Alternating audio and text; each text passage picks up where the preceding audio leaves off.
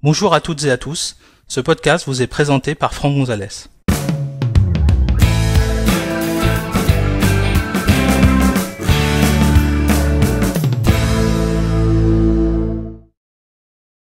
Dans cet épisode, nous allons découvrir comment supprimer les doublons de photos ou de vidéos dans l'application Photo. Pour suivre cet épisode, vous devez disposer d'un Mac disposant de macOS Ventura minimum ou d'un iPhone ou d'un iPad sous iOS ou iPadOS 16 minimum. Sachez que cet épisode a été réalisé sur un iPad 9e génération fonctionnant sous iPadOS 16.4.1a. Alors depuis macOS Ventura et depuis iOS ou iPadOS 16, une nouvelle fonction en fait a fait son apparition qui permet de détecter les doublons dans l'application photo. Ces doublons, ça peut être des photos ou des vidéos. Alors cette fonction, elle est très utile parce qu'elle va vous permettre d'identifier et de fusionner les photos ou les vidéos et les placer dans un album qu'elle va tout simplement appeler doublon. Alors, pendant mes tests, moi j'ai pu constater que cette fonction nécessite un petit peu de temps pour fonctionner. Il a fallu que je connecte l'iPad à une source d'alimentation, qui soit verrouillée, que je le laisse un peu tranquille pendant quelques minutes. Et puis, les doublons sont apparus. Et vous allez voir que pour les tests, j'ai pas mis énormément de photos. Ça veut dire que si vous disposez de plusieurs centaines de photos, bah, ne soyez pas trop pressé de voir l'album photo apparaître, enfin l'album doublon, hein, apparaître et se remplir. Alors si vous n'avez pas d'album doublon, ça signifie tout simplement que vous n'avez pas de doublon sur votre appareil. Alors on va regarder comment ça fonctionne. Là vous voyez, je vais ouvrir l'application photo. J'ai mis quelques photos, d'accord. J'ai par exemple, on les voit très rapidement, deux photos identiques ici, encore deux autres ici. Et je crois que j'en ai encore peut-être une autre un peu plus bas, je ne sais plus, mais voilà, je crois que j'en ai mis trois. Alors sur une des photos de l'Apple Park, par exemple, j'ai rajouté une légende. Et pour voir un petit peu qu'est-ce qui va se passer si je fusionne, est-ce que je conserve la photo avec ma légende ou pas. Et je ne supprime pas bien évidemment la photo qui a le plus d'informations. Alors, d'après le support, l'article de support d'Apple, normalement ces données sont conservées, hein, et puis ce qui va se passer surtout, c'est que l'intelligence artificielle de l'application photo va conserver normalement la meilleure photo ou la meilleure vidéo, plus toutes les métadatas qui sont associées. Ça peut être des mots-clés, ça peut être des légendes, ça peut être tout simplement le fait que vous l'ayez mis en favori.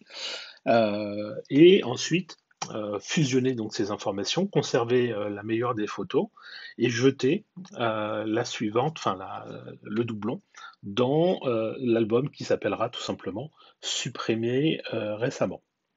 Alors, d'ailleurs, quand vous serez dans Supprimer récemment, vous aurez la possibilité soit de les récupérer, soit de les supprimer définitivement.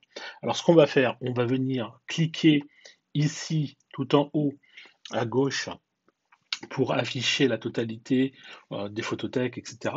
Et puis on va descendre un petit peu et on voit par exemple ici qu'il y a marqué doublon. Ça veut dire que donc il a détecté des doublons. On va toucher doublon et là on voit effectivement qu'il a trouvé les photos en question. Alors je peux les fusionner, comme je vous le disais, il y a un bouton tout simplement ici. Je vais toucher. J'ai un petit message qui me dit que les éléments sélectionnés, donc en l'occurrence les deux photos de l'Apple Park, sont des copies identiques, dont les métadatas donc, peuvent être différentes. Alors leur fusion permettra de conserver une version des doublons qui associe les données pertinentes tout en déplaçant le reste vers l'album supprimé récemment.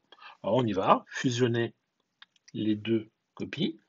J'ai vu ici apparaître supprimé récemment. Si on va dedans, on voit qu'effectivement, il y a une des photos qui est jetée. On va retourner dans la photothèque. On voit qu'effectivement, je n'ai plus qu'une seule occurrence de la photo de l'Apple Park. Si je touche la photo, je peux également avoir des informations sur la photo. Alors, Là, je suis en mode plein écran sur le Mac, mais sur l'iPad, je ne le suis pas, ce qui est bizarre. Pourquoi il m'a mis la photo en plein écran? C'est curieux. Bon, en tout cas, dans les infos, j'ai bien effectivement la légende que j'avais indiquée et le lieu que j'avais indiqué. Donc, ça fonctionne. On peut visualiser les métadatas. Il a conservé effectivement les métadatas de l'une des deux photos. Peut-être d'ailleurs que c'est cette photo-là qu'il a conservée, je ne sais pas. En tout cas, il a récupéré une seule des deux photos et il conservait évidemment les métadatas. On va retoucher doublon et on va faire la même chose pour les autres photos. Donc on va faire fusionner et encore. Voilà. Donc vous voyez que doublon maintenant a disparu parce qu'il n'y a plus de doublon sur ma photothèque. Et par contre, dans supprimer récemment, je vais trouver les trois photos en double que j'avais. Donc j'ai la possibilité soit de les récupérer en touchant le bouton sélectionner tout en haut. Oups, voilà. Et de les sélectionner ici. Et en bas, je vais pouvoir soit les récupérer, soit les supprimer définitivement. Donc voilà un petit podcast très rapide pour vous montrer une nouvelle fonctionnalité de l'application photo sur macOS Ventura et sur iOS ou iPadOS 16 minimum.